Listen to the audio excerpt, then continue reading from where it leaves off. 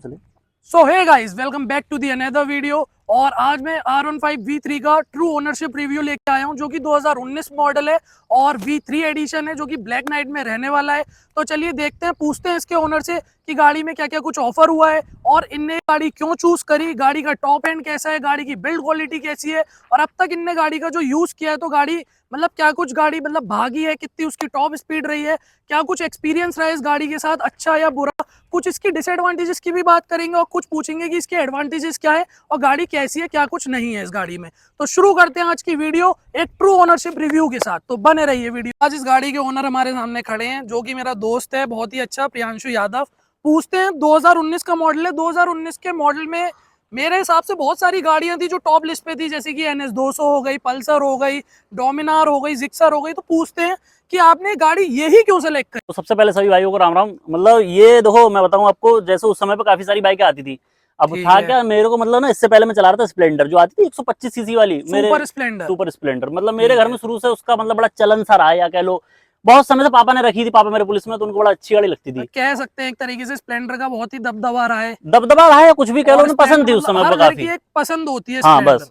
फिर मेरे पिताजी का जो हुआ प्रमोशन सा हो गया था। अब क्या था, कंधे पे 2 स्टार लग गए, तो उन्होंने ले ली थी बुलेट। अब अच्छा। उनने वो मुझे थमा दी स्प्लेंडर, बोले ये तुम अच्छा। चलाओ। तो 1-2 साल मैंने वो चलाई। फिर मेरे भी चुनूने काटते थे एज अ बॉय की, मतलब कि यार कुछ ऐसी दमदार सी बाइक एक लूंगा। स्पोर्ट्स बाइक होनी हाँ चाहिए कि मतलब जहां चुनूने से मैं काटते हैं ना, निकलूं वो एक उम्र में, बहाते एक हुए उम्र का निकलूं। तकाजा होता है कि मतलब कि कुछ होना चाहिए कि हाई हाँ गियर आरपीएम हो उतारूं। गाड़ी में, थोड़ी बस पावर हो, टॉर्क हो। बस। तो उस समय पे 2019 में मतलब ना काफी सारी बाइकें आती थी। अब था क्या, अब मैं तो थोड़ा वैल्यू फॉर मनी वाला आदमी हूँ। उस हम्म। समय पे वैल्यू फॉर मनी तो बटी कहीं से नहीं थी, बट ये जो चीजें ऑफर करा रही थी और जो प्राइसिंग इसकी रहती थी, उसके हिसाब से इसका माइलेज और पावर, इस बाइक ने मेरे को खेल दिया इसी में। मतलब तो किस प्राइस रेंज में आपने गाड़ी उस टाइम परचेस करी थी? ये समवेयर अराउंड मुझे कॉस्ट करी थी 170 के अप्रॉक्स, 170 के 1,70,000 अप्रोक्स, ठीक टोटल। है।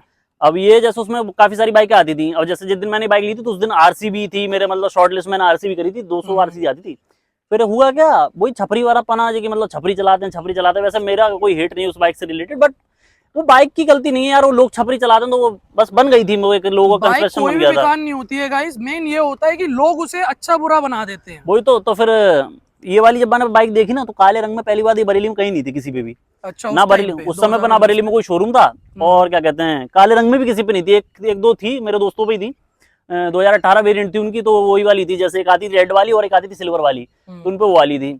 ये मैंने काले रंग में पहली बार एक बार देख ली थी, जाने राह चलती जाने कहाँ, दिल्ली रहता था मैं, हम्म। तो वही मैंने एक बार देख ली थी। तभी से पता नहीं क्या मन में बस गई थी कि साला कुछ भी हो जाए, कितनी भी पैसे देने पड़ जाए, जब भी लूंगा यही गाड़ी बाइक यही लूंगा लेनी है, बस। वो भी काले रंग में। और उससे पहले मैंने चलाई भी नहीं थी। जब मैंने टेस्ट ड्राइव तक नहीं ली सर बाइक की, कि मतलब मैं ऐसे अच्छा। चलाऊं जाके, या मतलब किसी दोस्त से ले लूं, थी तो बहुत दोस्तों पे। हम्म। पर मैंने सोच ली थी जिस दिन लूंगा अपनी चलाऊंगा, पहली बार तो अपनी चलाई। अब हम सबसे पहले ये पूछते हैं, गाड़ी में बहुत सारी चीजें, अभी माइलेज पे भी आएंगे, हम सब चीज हम्म। पे आएंगे एक करके। पहले ये बताइए कि आपने जब 2019 में गाड़ी परचेस करी थी हम्म। और अभी 2024 चल रही है, तो हम्म। इस गाड़ी की बिल्ड क्वालिटी कैसी लगी आपको? बिल्ड क्वालिटी देखो, ऐसा है इसके लिए, मतलब काफी लोगों के अपवाद रहते हैं। अब अपवाद मतलब मैं बताऊं आपको, तो जैसे जो फिएट बाइक होती है, भारतीय लोगों की या मानसिकता क्या है कि क्या कहते हैं, ये जो फिएट बाइक्स होती है इनकी ना, मतलब क्या ठुकते ही पूरी बैठ जाएंगी, फाइबर इतनी मजबूत नहीं होती। बट मैं हम्म। दोस्त ऐसा मैं आपको बताऊं, यदि आप कोई फिएट बाइक ले रहे हैं, तो कंपनी ये सारी चीजें डिजाइन करके बनाती है। फिएट वो इसलिए बनाती है ताकि जो उनकी परफॉर्मेंस है, उनका जो क्या कहते हैं वेट है, वो गाड़ी का थोड़ा बहुत कम रहे, इसलिए फिएट बनाती है। बट ये जो परफॉर्मेंस मजबूती एनहेंस हो होती है जाए ना, एक तरीके से गाड़ी की। हाँ एक तरीके से कह सकते हैं। तो होता क्या, अब जैसे फिएट है ये, तो लोगों का मतलब यही मान सकता है टूटती बहुत जल्दी होगी। मैं लिटरली बता रहा हूँ आपको, जैसे मुझे इसका एक बार इंश्योरेंस लेना था, मतलब मेरा थोड़े 2-3 पार्ट टूट गए थे, हम्म। तो मैं लिटरली बता रहा हूँ, जो बेसबॉल बैट आता ना, उससे मैंने इसमें दनादन मारे हैं अच्छा। आगे। और भाई साहब, हिलने का नाम नहीं था पूरी तरीके से। ये कहते हैं ना 100% सेटिस्फाई, इससे हूं मैं। पर अच्छा। हाँ, इसमें एक वो आई थी, ये 2018 वाला जो इसका यूनिट था, उसमें क्या था, जैसे मतलब ऐसा करके जब पुश होता था ना आदमी, राइडर जब ब्रेक मारता था, तो ये यहाँ से खुल जाते थे। पर धीरे धीरे करके ना कंपनी ने सुधार कर लिया फिर उसमें, ये अब अच्छा आता, मतलब पहले कंपैरिजन में सही हो गया, खुला अभी भी जाता है ये, कभी कभार थोड़ा सा मतलब इसके नक्के खुल जाते हैं, बस इसी से थोड़ी बहुत दिक्कत है, और कोई दिक्कत नहीं अच्छा लगी। प्रियांशु भाई, मैंने एक चीज और भी सुनी है कि 2019 में जब ये गाड़ी आई थी तब इसमें स्लीपर क्लच आया था। हाँ। स्लीपर क्लच का काम क्या होता है basically? So basically slipper clutch का एक मतलब देखो, हिंदी भाषा में अर्थात समझ लो इसका क्या है। स्लीपर क्लच क्या चीज होती है, एक तरीके से ये मान के चलो, यदि आप कोई एक अच्छी बाइक चला रहे हो और आप लीन कर रहे हो, या कह लो बहुत तेज भगाते हो, तो जैसे कोई कॉमन आदमी बाइक चलाता है, क्या कह लो स्प्लेंडर जैसी कोई कॉमन बाइक चला रहा है, जिन ठीक है। बाइकों में स्लीपर क्लच नहीं है, जब आप एक गियर ड्रॉप करते हो, मतलब एक गियर जब नीचे करते हो, आप मान के चलो हायर आरपीएम पे चल रहे हो, 100 की रफ्तार में चल रहे थे, आपने सोची एक गियर ड्रॉप कर दूं, तो ये जो जर्क आता है ना, जो पहिया मतलब ऐसे करके जो पीछे वाला पीछे को एक जर्क हाँ मतलब एक जर्क आता है, वो आपको स्लीपर क्लच के अंदर देखने को नहीं मिलता, ये होता है बस फायदा इसका। तो आप अब इसका ये बताइए कि इस गाड़ी का फ्यूल टैंक कैपेसिटी कितनी है और ये एवरेज रियलिटी में कितना दे देते? देखो अब ये भी मतलब काफी ज्यादा अप्रभावित बात है। अब जैसे होता क्या है, जैसे बाइकों के अंदर आपकी सबसे पहली चीज जो एवरेज के लिए मैटर करती है कि आप गाड़ी चलाते किस प्रकार से हैं। हाँ वो तो तो है क्या मैटर करता है कि आप बहुत तेज चलाते हैं, हाँ, विग्रस यूज कर रहे हैं या आराम से उसे चला रहे हैं, हाँ, प्यार प्यार से चला रहे हैं, वो आपके ऊपर डिपेंड बस करता है। वही आपके ऊपर डिपेंड करता है। बट अगर मैं बताऊं ऑन एन एवरेज, अगर आप एक सही राइडर है या कह लो आपको अच्छी तरीके से बाइक चलाना आती है, तो वही वाला गियर का रेशियो यदि आप रख रहे हो, तो इस बाइक के अंदर वीवीए आता है। जैसे वीवीए है, अब वीवीए जो पुश करता है वो करता है आरपीएम 7200 आरपीएम पे। मोटा मोटा इसका माइलेज बता दो अब एक बार कि ये माइलेज कितना दे देती है रियलिटी में। देखो अब काफी लोगों को हो सकता है शौक लग जाए ये बात सुन के कि इतनी तगड़ी बाइक कैसे एवरेज दे दी है। 61 तक का माइलेज मैंने इससे निकाला। 61 तक का? हाँ, सही 61 बोल रहे हो? लिटरली बता रहा हूँ आपको। बहुत जैसे हो गया स्पोर्ट्स गाड़ी के साथ। हाँ मैं वही तो मैंने आपसे पहले बताई कि इसमें काफी ज्यादा विवाद है। अब क्या है, जैसे आप मान के चलो बाइक चला रहे हो, लोग मानेंगे नहीं ये बात। अब लोग ना माने उससे मुझे क्या मतलब, मैं तो अपनी बाइक चला रहा हूँ, मैं उसमें पेट्रोल डाल रहा हूँ, जैसे मेरे को पता चलती है ना, जैसे अब जैसे मैं चला रहा हूँ मुझे पता है, मुझे लोगों को समझाने की जरूरत नहीं है। कितने लीटर की इसकी टंकी मिल जाएगी हमें? 11-12 लीटर का टैंक स्पेस आता है इसमें। सच्ची बताइए 61 का दे देगी नहीं देगी ये माइलेज? देखो चलाने के ऊपर है आपके, मैं बताऊं जैसे मैं इससे नोएडा दिल्ली जाता रहता हूँ, ठीक है। अगर आपने इसको माइलेज ही निकालना है तो वही माइलेज जैसे मैं बताया, इसका जो वीवीए होता है, आप उसको वीवीए को एक्टिवेट मत करो। ठीक है। 7400 आरपीएम पे वीवीए एक्टिवेट हो जाता है, आप 6000 आरपीएम पर रहो और अपना छठा गियर डाल दो। 6 गियर इस गाड़ी में आते हैं और आराम से अपना 60 से 70 की रफ्तार में क्रूज करते रहो, बहुत ही हल्के, मतलब इतना थ्रोटल पे, थोड़े से थ्रोटल पे करते रहो। 60 तक का एवरेज 1001% देती है गाड़ी। और नहीं मानते तो मेरा चैनल उस पर वीडियो पढ़िए, देख लेना जाके, लोगों को अगर थोड़ा बहुत भी डाउट। चैनल भी है आज प्रियांशु नाम से, अगर हाँ, आप उस पर थोड़ी बहुत गाड़ी वाड़ी की फुटकार मिल जाएंगे गाड़ियों के आपको। बारे में बहुत सारी चीजें हैं, बहुत सारी इन्फॉर्मेशन है बाइक्स कार, तो आप वो चैनल जाके विजिट कर सकते हैं। मैं आपको लिंक डिस्क्रिप्शन में दे दूंगा। बाकी बात करते हैं इस गाड़ी की ब्रेकिंग की, तो इस गाड़ी की ब्रेकिंग आपको कैसी लगी? ब्रेकिंग के मामले में देखो एक चीज मैं बताऊं, जैसे कि क्या कहते हैं, गाड़ियों के अंदर आता है एबीएस। अब एबीएस भी दो प्रकार का है, एबीएस एक डुअल चैनल, एक आता सिंगल चैनल आता है। हाँ, तो अपनी जो मोटरसाइकिल थी टॉप एंड वेरिएंट था, सुपर कोई महंगी इससे आती नहीं थी उस समय पे, तो उसमें दोनों में आपको देखने को मिल जाता है dual channel ABS. Dual channel ABS इसमें आपको देखने को मिल जाएगा। बट इसमें एक चीज क्या है, जैसे इसमें ना पीछे वाले ब्रेक से अधिकांश मात्रा में जो बाइकें रहती हैं वो पीछे वाले ब्रेक पर डिपेंड नहीं होती हैं। ज्यादातर जो होता है ना व्हील, वो आपका अगला रुकना चाहिए। ज्यादातर ब्रेकिंग जो होती है अगले व्हील की होती है। पीछे वाला तो मतलब इतना पीछे वाला तो मतलब मुझे इतना ज्यादा सेटिस्फाइंग नहीं लगता। बट जो आगे वाला ब्रेक है, इससे बढ़िया ब्रेक नहीं देखा मैंने किसी बाइक के। क्यों, ऐसा क्यों लगता है आपको? बिल्कुल एबीएस एकदम परफेक्ट काम करता है। जो बाइट आती है ना, एक RS 200 भी आती है, उसकी हाँ, ब्रेकिंग भी मैंने सुना है बहुत अच्छी है, और सुना नहीं है मैंने बल्कि चलाई भी है खुद से।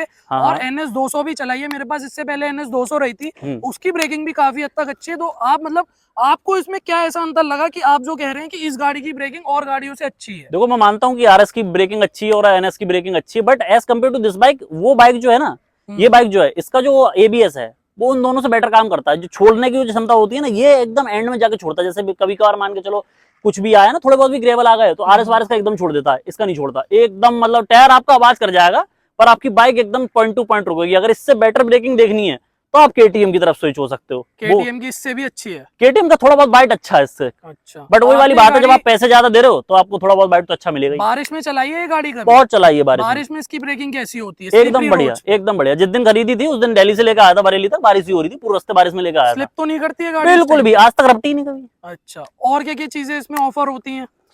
ऑफर के तौर पे तो देखो उस समय के हिसाब से मतलब ज्यादा कुछ इसमें आता नहीं था, बस काम के आपके सारे आइटम्स में देखने को मिल जाएंगे। एलईडी लाइट मतलब ये है कि अगर जैसे फीचर से इतना मतलब नहीं है और सिर्फ एक दमदार गाड़ी चाहिए, वो इस गाड़ी की तरफ बढ़ सकता है। बेशक, बात यह है कि देखो अब तो आप R15 लेने जाओगे तो V4 जो इसका एडिशन आता है वो 2.5 लाख का रुपए पड़ रहा है। अब उसके अंदर आपको तमाम टेक्नोलॉजी देखने को मिल जाएंगी, ट्रैक्शन कंट्रोल, डायरेक्शन कंट्रोल, वो जाने कौन कौन से, और वो आता है क्विक शिफ्टर। अब आप खुद सोचो कि 150 सीसी की मोटरसाइकिल, उसमें दे रखा है ट्रैक्शन कंट्रोल। अरे उसमें क्या 10,000 bhp थोड़ी है जो भागी चली जाएगी वो गाड़ी। नहीं, ये बात तो वो मतलब बेसिक सी बात है, जो चीज की नीड है वो इसमें है। एबीएस की नीड थी मेरे को, उसमें है। आपको स्पोर्टी डिजाइन देखने को मिल जाता है, 50-60 का एवरेज दे रही है गाड़ी। और मैं बताऊं आपका टॉप एंड 200 सीसी वालों को टॉप एंड में इससे नफरत हो जाती है। देखो कोई बात उससे एक्सेप्ट नहीं करता, बट हाँ एक चीज बता दूं, पिलियन अगर इसके पीछे बैठा है तो ये बाइक जोकर है एक तरह की। पिलियन पर कोई रिस्पॉन्स नहीं है। अगर जैसे राइडर बैठा और प्लेन बैठा है तो दोनों के लिए कंफर्टेबल है ये बाइक या नहीं है? सिंगल राइडर के लिए सिर्फ मतलब कंफर्टेबल है ये बाइक? आपको यूज टू होने में थोड़ा बहुत देर लगेगी, वरना तो गाड़ी कंफर्टेबल है। जैसे मैं चलाता हूँ तो मुझे तो बिल्कुल सही लगती है। जैसे यूज टू होने का, जैसे कोई नया बंदा चलाएगा तो वो तो ऐसा करके जब बैठेगा ना, वो तो कहेगा अरे यार क्या है यो, मतलब उसे बिल्कुल भी समझ में नहीं आएगी। लॉन्ग राइड पे कंफर्टेबल रहती है ये बाइक या नहीं रहती है? भाई जिसकी बाइक है उसके लिए रहेगी, और जो मतलब मान के चलो जैसे मैं आपको दे दूं ले जाओ लॉन्ग राइड को, तो आपको दिक्कत होगी क्योंकि आपको उसका आइडिया नहीं है ज्यादा। भाई मतलब गाड़ी से यूज टू आपको होना पड़ेगा, मतलब थोड़ी बहुत आदत तो नहीं पड़ेगी आपको, ये है। चलाएंगे थोड़ा बहुत तो आप यूज टू हो जाएंगे। बिल्कुल बिल्कुल बिल्कुल। बाकी टॉप एंड कितना उठा देती है गाड़ी, कितना भगाई है मतलब? एक बार रेस लगी थी मेरी इसके 200 NS से, 156 का टॉप एंड मारा था इससे मैंने। 166 का? 156 156 155 का तो इसका इंजन है। ये इसकी यही खासियत है। वो जो BBA मैंने बताया ना आपको, वैसे अगर टॉप एंड की बात करी जाए तो ये 150 तक जाती है। 156 मेरी इसलिए गई थी, मैं पुल से नीचे उतर रहा था, थोड़ा इंक्लाइन था, तो गाड़ी मतलब चली गई थी मेरी। खुद से मतलब आ गया थोड़ा बहुत आ गया, तो मेरी 156 तक मैंने मीटर में देखा था कि 156 भाग गई, और मैंने NS पीछे छोड़ दी थी। तब मुझे मतलब कुछ लगा था कि हाँ पैसा सही जगह फेंका।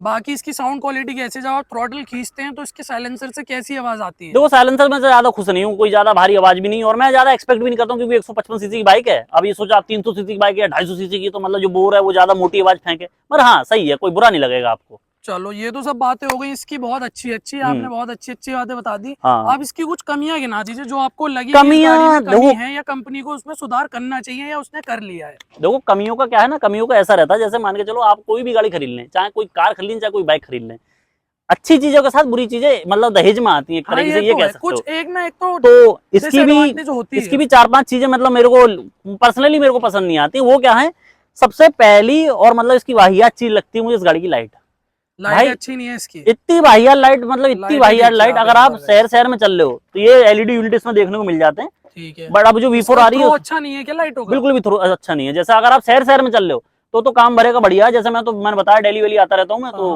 यार वहाँ पे हाईवे पे अभी कुछ नहीं दिखता, प्रॉब्लम फेस करनी पड़ती है। हाँ कुछ नहीं दिखता मुझे। और पता है इसमें जगह लगाने की भी नहीं है। अब जैसे आप सोचो कि मतलब इसमें आप वो ऑक्सिलरी लाइट लगा, तो उसमें क्या है, जैसे यहाँ पे आप लगाओगे फिर जब ब्रेक दबाओगे तो वो इससे आगे टकराएगी, तो इसमें मतलब कोई मैं आफ्टर मार्केट भी फिट नहीं कर सकता, भी नहीं लगवा सकते क्योंकि इसमें कोई ऐसा पैनल ही नहीं दे रखा है। वही तो एक तो और क्या डिसएडवांटेजेस हैं? एक तो पॉइंट इसका ये हो गया, और दूसरा पॉइंट है इसका ये मतलब जिन पे R15 V3 है वो जानते होंगे, ये इसके यहाँ पे ये पैनल दिया हुआ। ये कैसे हुआ? पर ये मैं बता रहा हूँ आपको कैसे हुआ। होता क्या है, मतलब जैसे मतलब सपोज करो कि कोई बंदा नहीं जानता कि ये प्लास्टिक का है, ज्यादातर लोग नहीं जानते बैठे।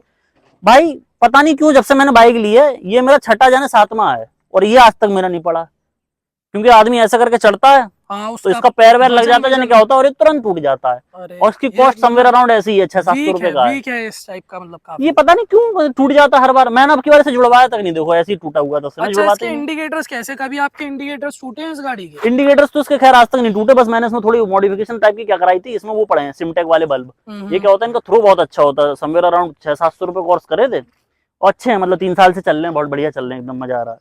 अच्छा, बाकी मैं देख रहा हूँ इस गाड़ी में आपने स्टिकरिंग भी बहुत करा रखी है। स्टिकरिंग तो क्या ही करा रखी है, वो K&N का एक बार फिल्टर लगवा दिया था, तब से करवा रखी थी। Choose life, don't touch my bike. ओ हो, अरे वो ऐसी लगवा दिए थे यार, 30-40 रुपए मिल रहे थे तब, अच्छे लग रहे थे।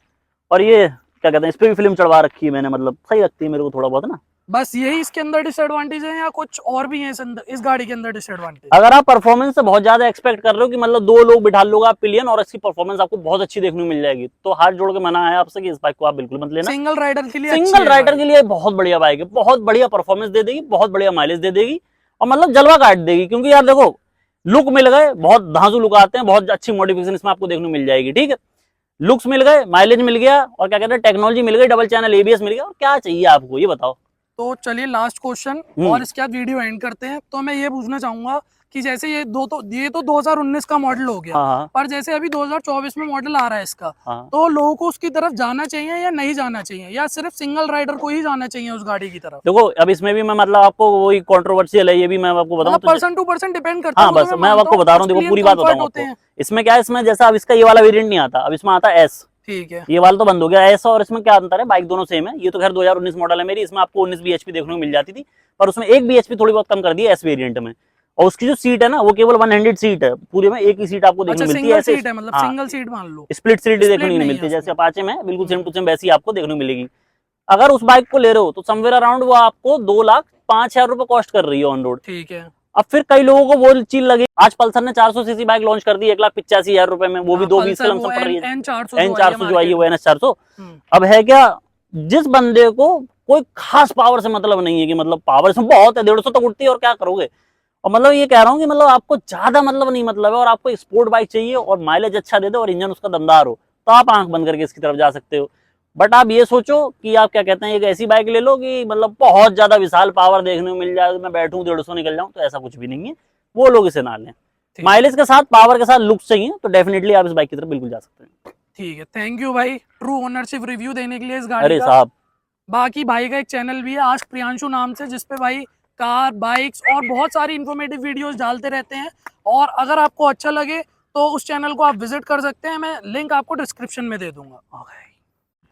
तो चलिए आज की वीडियो को करते हैं यहीं पे एंड। और ये था true ownership review Yamaha V3 का, जो कि 2019 मॉडल है। और जो भी बातें भाई ने बताई वो कुछ हद तक नहीं बल्कि सारी बातें आप मान सकते हैं सच है, क्योंकि गाड़ी 2019 से भाई के पास है और अभी तक वो चला रहे हैं। तो ऐसा कुछ वो नहीं है कि गाड़ी उसकी है तो वो फेंकेगा या कुछ भी गलत बताएगा। जो भी आप तक इन्फॉर्मेशन पहुंचती है मैं कोशिश करता हूँ कि वो ज्यादा से ज्यादा सच हो, सच्ची हो और मतलब सही इन्फॉर्मेशन हो। मेरा कोई ऐसा मकसद नहीं है कि मैं आप तक गलत इन्फॉर्मेशन पहुंचाऊं, ना मैंने कोई वीडियो में फेंका भागी करी है। जो बातें हैं वो रियलिटी में बताई हैं, जो था ग्राउंड लेवल पे रियलिटी दिखाई है आपको इस गाड़ी की, और यही सच्चाई है। अगर किसी को ये गाड़ी पसंद है तो वो इस गाड़ी की तरफ बढ़ सकता है, जो कि सिंगल राइडर हो, अगर प्लेन उसके साथ नहीं है। थैंक यू, आज की वीडियो को करते हैं यहीं पे समाप्त और नेक्स्ट वीडियो में जल्दी ही मिलेंगे। थैंक